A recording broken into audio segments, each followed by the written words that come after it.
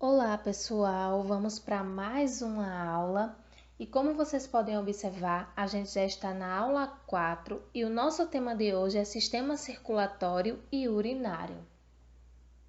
A gente inicia falando que o coração humano tem tamanho parecido com a nossa mão fechada. Então, ele inclui veias que chegam ao órgão e artérias que dele saem. Mas como é que o coração é por dentro? Como é que ele bombeia o sangue? A gente vai falar isso a partir de agora. O nosso sistema circulatório, ele é responsável por transportar substâncias dentro do nosso organismo. Então, ele é constituído pelo coração, que a gente já conhece, pelo sangue e por uma série de estruturas semelhantes a tubos. E esses tubos, eles podem ser de diferentes diâmetros. Esses tubos, eles são denominados de vasos sanguíneos. E a gente vai entender cada estrutura dessa a partir de agora. Agora falando um pouquinho do sangue, como vocês podem observar aí na imagem, a gente tem nessa imagem aí do canto várias células sanguíneas em vermelhos. Só que você já misturou um pouco de açúcar no copo com água? A impressão que se tem é de que o açúcar transparece, ou seja, o açúcar some. Porém, ao beber esse líquido, você sentirá o sabor doce, o que revela que o açúcar ainda está lá. Então, a gente diz que o açúcar está dissolvido na água. Então, esse aí é um exemplo, né, de açúcar com água. Só que a gente também tem um exemplo do sal de cozinha com água, que também se mistura. Então, são vários exemplos. O nosso sangue contém grande quantidade de água. Dos outros componentes presentes, alguns estão dissolvidos na água e outros não estão. Então, como vocês podem ver aí nessa imagem, é possível separar o componente do sangue em dois grupos. Como vocês podem ver aí, tem um tubo de ensaio que a gente vai encontrar o sangue em duas divisões, ou seja, em duas partes. Uma delas que fica embaixo, que é a avermelhada, e a outra que fica em cima, que é um líquido transparente amarelado denominado plasma. Aí falando um pouquinho do plasma, o plasma ele é formado por água na qual estão dissolvidas várias substâncias, mas que substâncias são essas? A glicose, sais minerais, proteínas, vitaminas, entre outras substâncias. A parte avermelhada do sangue, que se separa do plasma, é constituída por células. Que células são essas? Glóbulos vermelhos e glóbulos brancos, que eu acho que vocês já ouviram falar desses glóbulos. Mas também são constituídas por fragmentos celulares e pelas plaquetas, que todo mundo também já ouviu falar de plaquetas. Os vasos sanguíneos são aqueles vasos que eu falei lá no início da nossa aula. Então, eles são responsáveis por fazer o transporte do nosso sangue dentro do nosso corpo.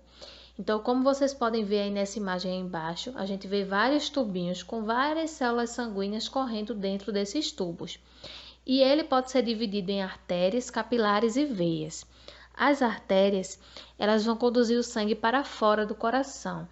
As veias faz o contrário, conduz o sangue para dentro do coração. Já os capilares, eles têm a parede bem fininha. E por ter essa parede bem fininha, ele tem a função de fazer trocas de substâncias. Então, como vocês podem observar nessa imagem aí, então a gente vê os capilares, as veias e as artérias. E a gente chegou na parte mais legal da nossa aula. Então, a gente vai ver agora o trajeto completo do sangue em nosso coração. E a gente inicia falando que o nosso coração ele tem 4 cavidades: átrio direito, átrio esquerdo, ventrículo direito e o ventrículo esquerdo. A gente já viu anteriormente que a gente tem veias, capilares e artérias. Então, veias está em azul e artérias está em vermelho.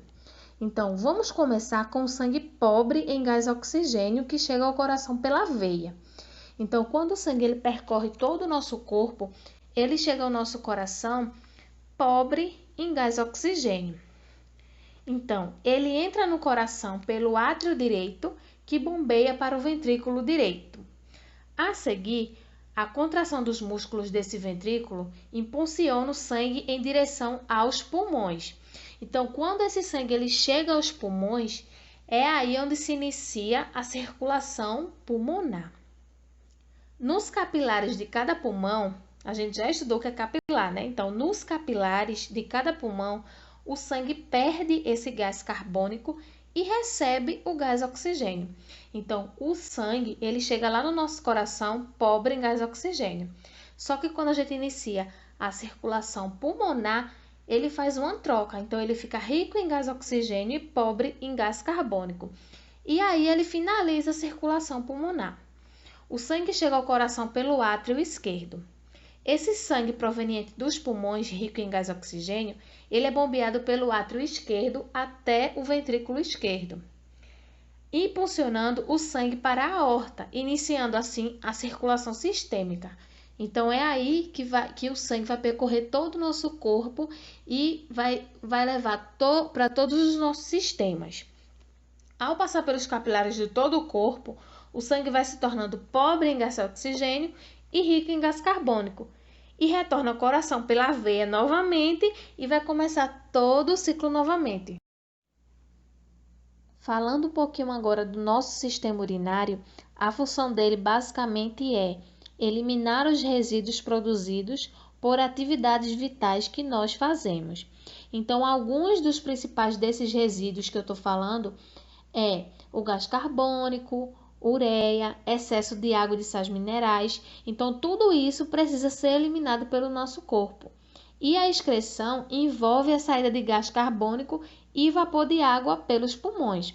Então, também envolve o descarte da ureia e do excesso de água e sais minerais por meio do suor e principalmente através da nossa urina, do xixi. O sistema urinário humano ele é formado por 2 rins, 2 canais chamados ureteres, uma bexiga urinária e um canal denominado uretra. Então, a imagem abaixo está ilustrando o nosso sistema urinário humano e mostrando a vocês os órgãos que ele compõe. E assim, a gente finaliza mais uma aula. Espero que vocês tenham gostado e entendido. Fiquem bem e em casa.